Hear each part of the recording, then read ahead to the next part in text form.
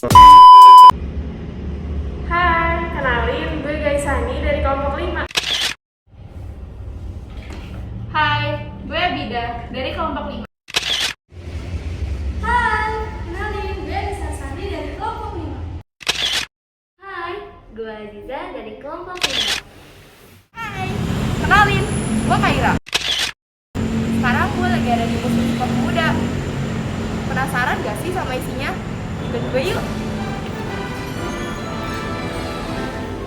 Pertama aku bakal jelasin dulu nih sejarah singkat dari gedung ini.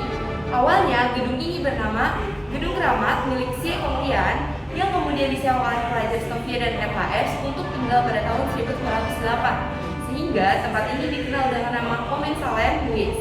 Kemudian beralih fungsi menjadi gedung pertemuan dengan nama Indonesia Shekokuis atau GPO.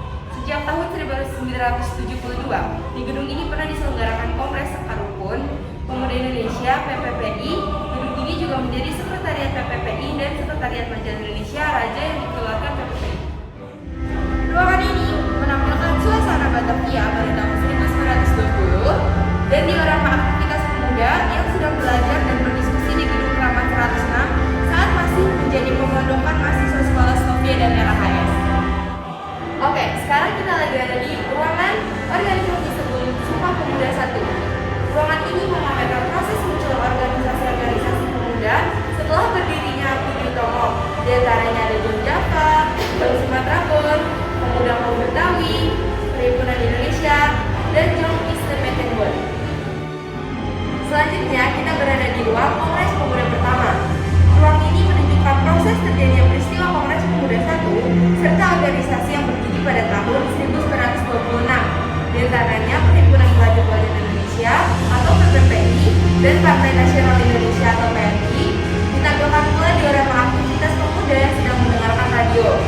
Radio pertama kali di Indonesia sekitar tahun 1920-an adalah untuk kepentingan penjajah Belanda. Hubungan yang tepat antara negeri Belanda dengan daerah-daerah jajahannya seperti Indonesia sangat diperlukan, terutama untuk menyampaikan peraturan dan undang-undang serta berita-berita penting.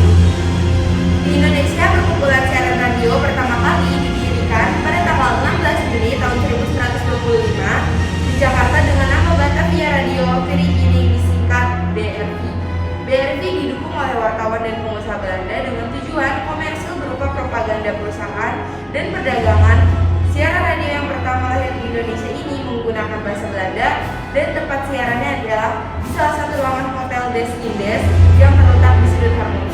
Gue ada di ruang Kongres 2, di mana ruangan ini adalah tempat teks Sumpah Pemuda dibacakan pada malam 28 Oktober 1928. Di sini digambarkan peristiwa Kongres Pemuda 2 yang didukung dengan koleksi relief undangan Kongres Pemuda 2, relief lagu Indonesia Raya, dan relief keputusan Kongres Pemuda 2 serta diorama Kongres Pemuda 2. Selanjutnya kita ada di ruang kepanduan. Di ruang kepanduan ini menampilkan proses munculnya organisasi kepanduan yang menjadi wadah pengamanan karakter para pemuda. Organisasi tersebut antara lain ada JPO, KBI, IPO, JJP, dan LACIP. Sekarang kita berada di ruang sejarah lagu Indonesia Raya. Pada ruangan ini terdapat biola Wayan Supratman yang dimana digunakan untuk menciptakan lagu Indonesia Raya dan dipakai saat melantunkan lagu tersebut pada Kongres Pemuda 2. Melihat adik duduk di kursi. Cakep! Sendiri tidak ada yang menemani. Cakep! Sekian, terima kasih video dari kami. Kini kami pamit undur diri. Bye!